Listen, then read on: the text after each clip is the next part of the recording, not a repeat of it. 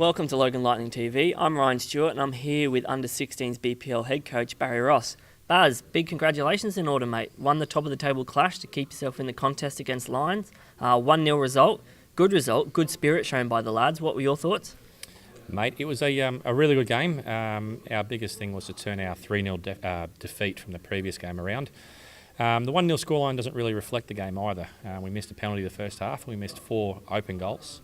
So it was a really good contest and probably should have been blown out by about 4 or 5. So yeah, really proud of the boys. Missed chances a concern or just one of those things? Just one of those days, bobbly pitch, one of those days. Tough game this weekend against East. You only beat them 1-0 in the first round. Any concern going into this one? From our point of view, there's no concern, but you've still got to be wary of your opposition. You know, you've got to turn up to play football. If we don't turn up, then any team in this league can beat us. So as long as we turn up, we'll be fine. And finally, many changes to the squad. Any injuries? Yeah, we've still got young Edric out. He's probably going to be out for another 6 weeks. He tore his muscle and ligaments off his hip. So he's probably another 6 weeks away. So chances are we should have him back for the finals. Back here with James Hodgson, Under-18 BPL head coach. Jimmy, disappointing result on the weekend for the 18s. Still top of the table, but went down 3-2 to Lions after being up 2-0 after 20 minutes. What happened, mate? Oh, like you said, it was disappointing. We scored 2 good goals, and then they still had them chances before we scored the 2. And I knew if they got one, the momentum would swing their way, and they'd probably go on with it, and which they did. So our boys didn't react too well to that. But all in all, it was disappointing. Does it affect morale much going into this game against East? Not really. We know we're a good side. We know if we play our football, we'll win the league. Many changes to the squad going into this game? Yeah, there's a few. There's one out suspended, one overseas, another out injured. So there'll be a few changes. You have to wait till Sunday to find them out. Back here with Philip Randall, BPL Reserves assistant coach. Phil, great result last time, mate. Beat Lions, who were at the time of the game top of the table. Fantastic result, fantastic performance. What were your thoughts? Yeah, it was great. It finally showed what we've been waiting for the whole year. The boys have got the ability and they showed the fight to come away with the points. Yes, it was a last-minute goal, but, you know, the game goes for 90-plus minutes, so you've got to play the 90-plus minutes. You take the last-minute winner any time. Had a week off the last week coming into the game against East. How did you guys use that week? A time to rejuvenate or a time for hard work? Yeah, it was more of a time just to relax, enjoy the hard win over the top team, but you know, just get some energy back in the legs. There's no point training too hard when you've got nothing at the end of the week to show for your effort. So a few days off, but back into it this week. Another top-of-the-table clash or game against the top-of-the-table team this weekend. So hopefully we can go back-to-back. How's the squad looking going into this? Many changes to the team against Lions? There's a few, mainly injury-forced. But, you know, missing Richie in the midfield, he was class against Lions, absolute class. So, but you know, we've got young Greg coming in, who's, I think, on his day, he's just as good. Different sort of player, but can still provide. So we've still got the players to do it. Why not? On a personal note, mate, bit of a block in the road in your return from injury. Been playing some City 6 or 7 games, scoring some goals, but starting to limp around the last few nights. Give us an update. City 6, it's glorious. I don't think I've left the centre circle. Me and the ref just walk around holding hands. But no, it's good. It's good to get back on the field. Ball to the feet, playing centre mid, which is something I haven't done since I was a lot younger. Scored 4 goals. We're outright second. Top of the table clash tomorrow night. As for the injuries, yeah, I don't know. I don't know if it's a hernia or a blood clot. I've got something going on, but I'll run it off. It's all good. Back here with James Hodgson, BWPL head coach. Jimmy, disappointing result on the weekend with the women as well, going down 3-2 to a team that's also in the top 4. Probably a game that we really wanted to win. Good news is that still top of the table. Give us a rundown on what happened. Well, we conceded after 75 seconds. We conceded 3 in the first 30 minutes. Pretty much reflected our warm-up. We were poor in the warm-up.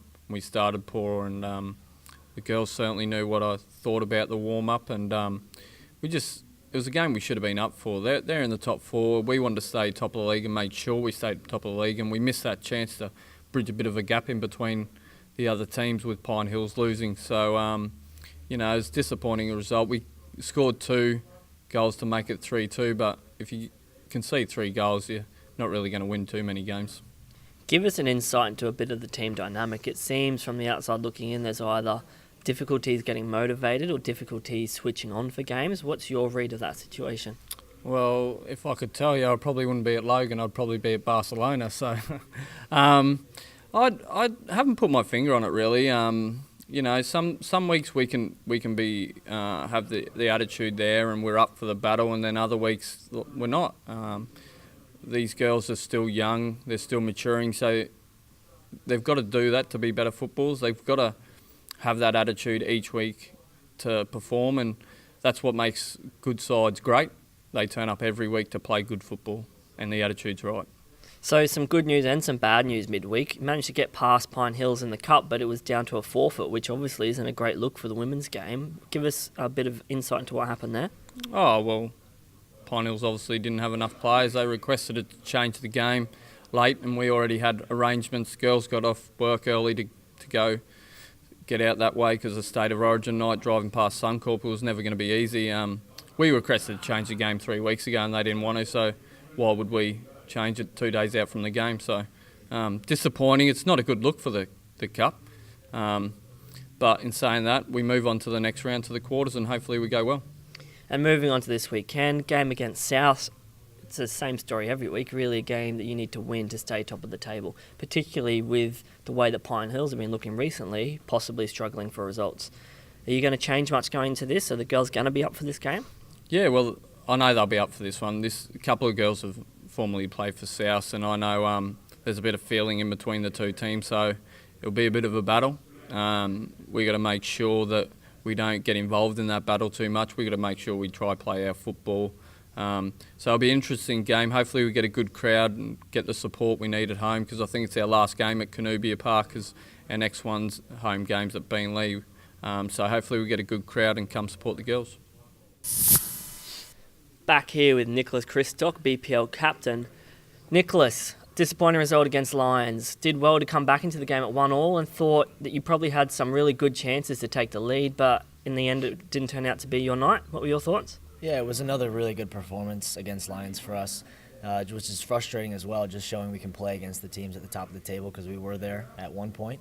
But again, just missing that last little bit of quality in the end and lost 2-1, but definitely building again another week where we saw another increased good performance, so hopefully we can just get a result this weekend. Big game this weekend. East are 4 points ahead of us. Lose this game, the gap becomes pretty insurmountable going into the run-in.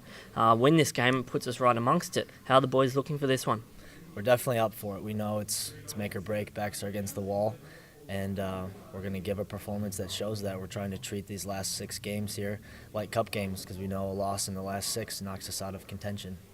Nick Croydon's away at the moment overseas with some young kids on a football tour. That means Benny Saul stepping up to the mark to take the team on this weekend. Do you think that'll have much of an effect?